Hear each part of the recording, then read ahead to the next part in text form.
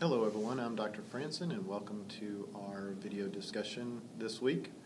We're taking up the topic of victims' rights and remedies, and this is a very important area of the criminal justice system that's changed over the last couple of decades really, particularly by way of legislation that has been passed at the federal and state level dealing with rights and remedies afforded to crime victims. And you'll see in your reading this week that the federal government has actually taken the lead role in terms of providing funding to the states that the states can then in turn pass along that funding and those programs and services to crime victims. Because we know that most victims of crime are victims of state level crime, not federal crime. However, it's the federal government that provides a lot of the resources that are made available ultimately to victims of crime. Now, every piece of legislation that's been passed has different goals or different purposes, but in many ways, these pieces of legislation overlap in one way or another. And it's just a matter of the particular form of legislation that we're talking about that either overlaps or targets a different type of issue or different need of a victim. In our discussion assignment, we're looking at state and federal legislation, and then the second part is dealing with the topic of victim impact statements, which have been very critical in our criminal justice system and how victims have gained more traction in our criminal justice system in terms of expressing their views and the impact of a crime to their lives, to the court, and to a jury, for example. Victims' rights really gained a lot of momentum in the late 70s, and it was Wisconsin, for example, that passed the first piece of legislation for crime victims, 1979. Now, as of 2011, all states have some form of victims' rights legislation, and 32 states have victims' rights legislation incorporated into their constitution, their state constitution. Every state has a state constitution, but not all states have incorporated these rights in their constitution, which definitely is a goal in terms of victims advocates would say that all states need to have some victims' rights incorporated into their constitution. There are some common goals of victims' rights in these amendments: right to compensation, right to notification, ability to submit a victim impact statement. Some states actually provide the right to restitution for being, for having lost for something related in something that impacted their life, having lost something of value, property, and also in cases of violent crime, victim compensation is often an issue.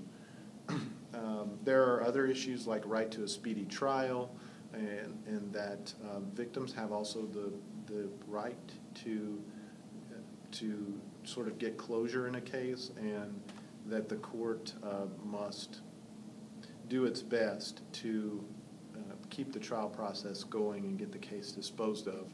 And so that's not only a right for criminal defendants, but in some states, victims have those rights as well.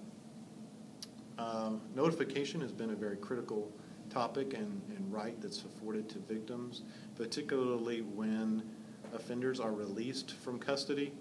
This comes up because the obvious harm that a victim might be confronted with if a victim is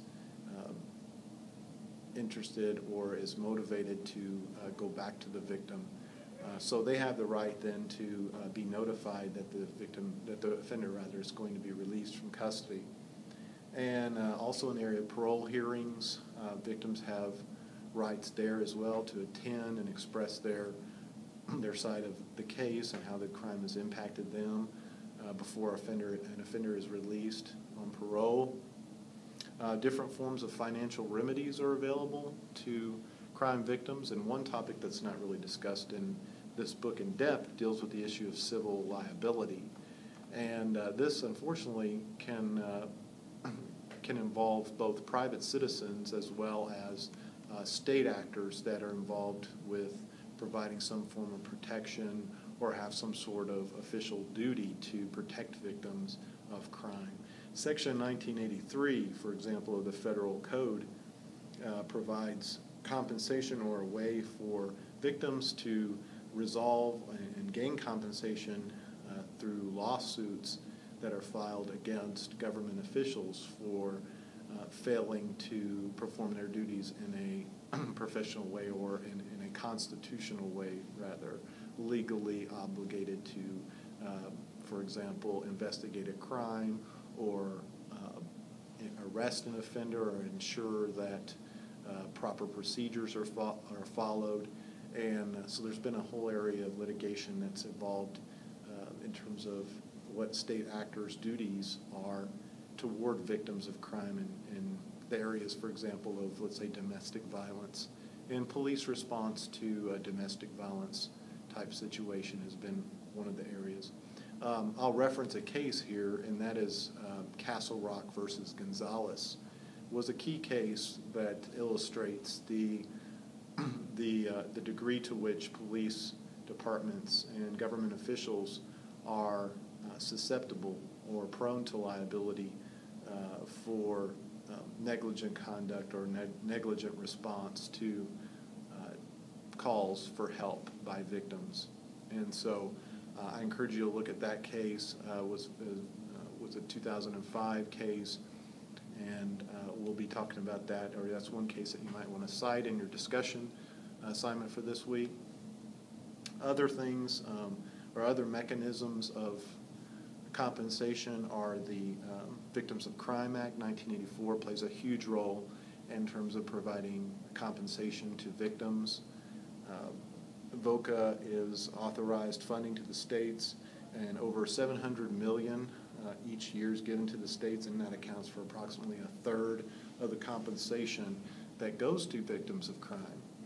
Citizens also, as well as non-citizens, are eligible for VOCA funding, which is a pretty significant piece of legislation. That's something else that you might find quite a bit of information in your newspaper article search on this topic. Not everybody is eligible for VOCA funding. You have to be a victim of a certain type of crime. Particularly violent crimes are going to fall under this umbrella. Rape, assault, domestic violence, child sexual abuse, drunk driving, homicides. These are types of crimes that fall under that VOCA eligibility umbrella. So there are lots of topics here that we're going to discuss in Chapter 4. I hope you find the information enlightening, and I hope you find the video discussion assignment also fun to work with. Thanks a lot. We'll be talking to you soon.